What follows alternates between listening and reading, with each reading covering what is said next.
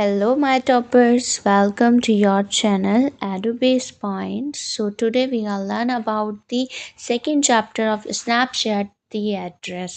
So कई सारे students हैं जिनको यही नहीं पता दी एड्रेस है क्या, तो डोंट वरी, मैं आपको इसकी character sketch and then summary से बहुत ही आसानी से आपको बता दूंगी और समझा दूंगी। आपको कुछ भी रटने की ज़रूरत नहीं पड़ेगी। तो without any delay let's get started.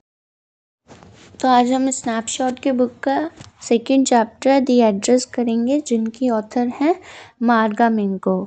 तो इसमें जो है चैप्टर में तीन मेन कैरेक्टर हैं, द नरेटर यानी कि Marga Minco and then Mrs Dorling and Mrs Dorling's daughter. यहाँ पे मैंने वन वर्ड डिस्क्रिप्शन दे रखा है ताकि आप लोग जो है अच्छे से रिलेट कर पाएँ कैरेक्टर्स को।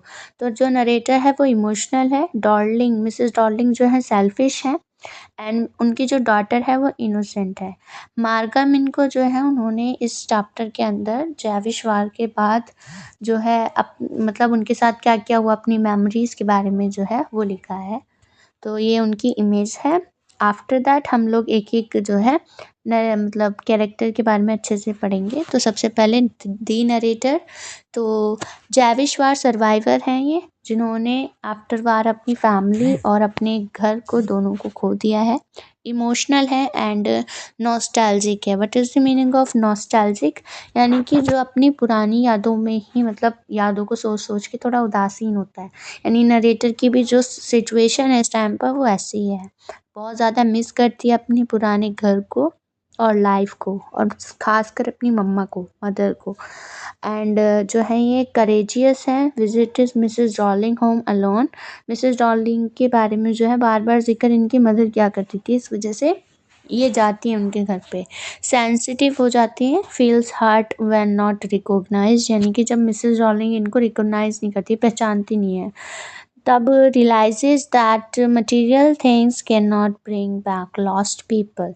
यानी जब वो वहाँ पर उनके घर में मिसेस डॉर्लिंग के घर में अपना सामान देखती है अपने घर का, तब उनको रियलाइज़ होता है कि जो थिंग्स हैं वो जो है पुराने लोगों को वापस नहीं ला सकती हैं।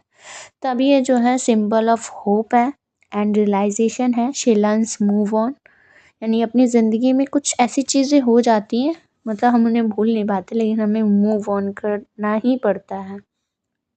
आफ्टर दैट ये रिप्रेजेंट्स हैं the pain of all victims of war. ये तो मैंने बता दिया कि द नरेटर, यानी नरेटर के पास अगर कैरेक्टर स्केच में आप लिखते हैं तो क्या क्या पॉइंट्स जो हैं आप याद कर सकते हैं। अगर आपको वीडियो अच्छा लगे तो लाइक एंड सब्सक्राइब ज़रूर करना एंड बेल आइकन दबाना मत भूलना। आफ्टर दैट मिसेस डॉर्लिंग जो है वो mother's old acquaintance who promise to keep their belonging safe. यानी कि मिसेस डॉर्लिंग जो है नरेटर की मदर से प्रॉमिस करती हैं कि वॉर के बाद ये लोग तो चले आते हैं तो उनके घर का जो सामान है वो यही जो है उसको सेव करके रखेंगी। ये जो है सेल्फिश है, ग्रीडी है, keeps thing for her self after the war, यानी कि उन्हीं सामानों को ये अपने लिए रख लेती है। अनकाइंड है दैट एंड रूड है। Shuts the door on the narrator. Materialistic values object more than human emotions.